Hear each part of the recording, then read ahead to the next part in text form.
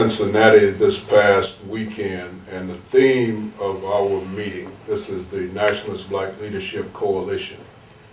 The theme of our meeting was, what would conscious black people do in a post-Bush / Cheney / McCain administrative era? In other words, it didn't matter to us which of these two challenges for the presidency won or lost. The fact of the matter is, conscious black people were going to have to continue to deal with issues that confront black people, irrespective of which one of the candidates won or which one of them lost. So we wanted to talk about what things were likely to look like, I should say, after the election was over. Well, now we've had an opportunity to see. We have witnessed the absolute euphoria of black people in particular, but other people as well, to the fact that for the first time in this nation's history, a person of African descent has been elected almost by acclamation to the presidency of the United States. Now, on the surface of it, that would seem, and in many ways genuinely is, a very positive and constructive thing.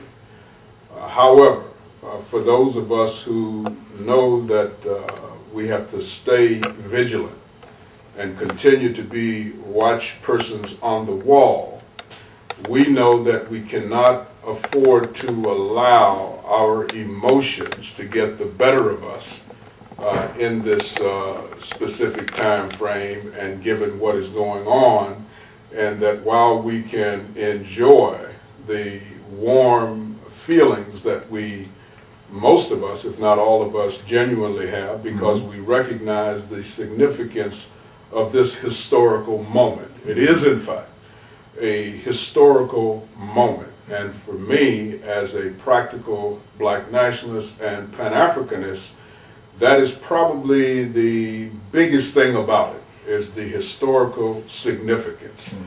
I'm not under any delusions whatsoever with respect to what we can expect from President Barack Obama. First and foremost, I know only too well that no individual puts himself into the position of President of the United States. If that were the case, we wouldn't have, not only would we not have a so-called democracy, but we wouldn't even have a representative Republican form of government. This wouldn't even be a republic, in other words. It would be either a dictatorship or whatever the case might be under the circumstance. It could be a monarchy if a person declared himself to be an emperor or a king.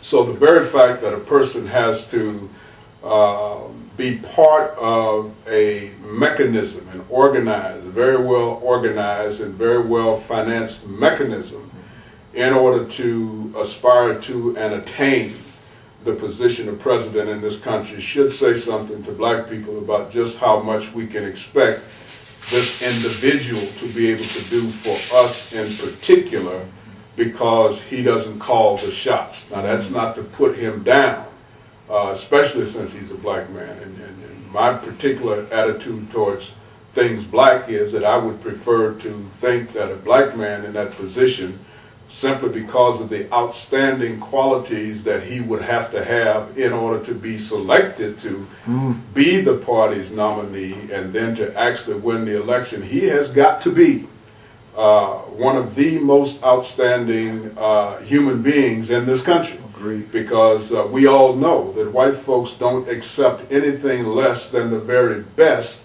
of what black people have to offer whenever they're going to have to make any kind of concessions to us and hire. For example, when we came out of the era, the post-Brown versus the Board of Education era, and they started to impose the requirement on previously segregated white school systems and districts and even universities that they had to begin to enroll or allow blacks to enroll in those schools. Well, the one prerequisite that the white folks put up once they had to concede to that, they fought against it at first, was that only the best students that the black community had produced would be even considered to integrate the white schools. And of course, they weren't going to send their children to integrate black schools. So it was a one-way integrationist thing to begin with, which was a terrible mistake on the part of the black leadership at that time to go for that particular kind of arrangement, because it automatically placed us in a superior versus inferior paradigm. Okay. That their schools were so good that we would go through hell and high water to get our students there, including shipping our students way across town and oftentimes into the suburbs and alien hostile territory just to attend their schools. In contrast, they wouldn't under any circumstances allow their children to be shipped into our neighborhoods. Now later they sort of modified that with the magnet school concept, but even then they imposed very strict requirements on the schools that would be located in black neighborhoods where they would be willing to send their children. Those schools had to be made state-of-the-art. Everything had to be brand new. Extra money had to be spent in those magnet schools in order to make them attractive enough for white people to be willing to send their precious children into these black neighborhoods to attend the schools. So we need to really understand the nature of the power relationship between black people and white people in this country. And once we understand that, or to the extent we understand that, then we will know for a certainty that there isn't much of anything that we have a right to or be realistic about expecting that Barack Obama will be able to do for black people, even if he were willing.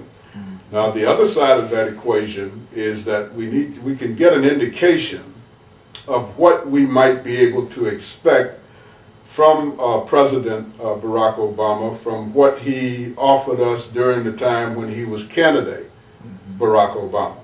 And obviously, one of the things that has been most talked about amongst our people is that candidate Barack Obama carefully and very emphatically avoided any effort to get him to make any kind of promises directly to black people or about issues that anyone could identify as being black issues. In fact, in my 50 years of observing and participating in the partisan electoral process in this country, 50 years, and during that time, I have observed and in some cases seen fit to participate in every presidential election during that entire period of time, and in some cases some statewide elections if I had an interest in doing so, and certainly a lot of local elections.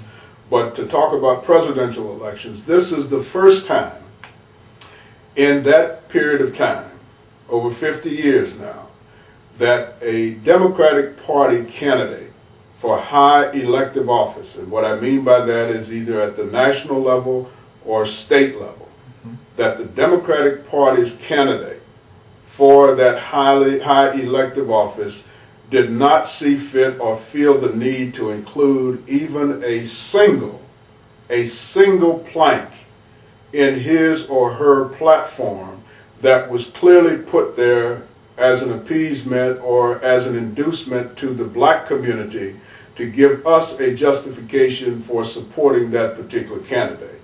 Now, keep in mind that it has always been the position in particular of the Democratic Party, since that is the party that comes closest to trying to be an all people's party, whereas the Republican Party has typically been identified with the wealthy and the privileged in this country.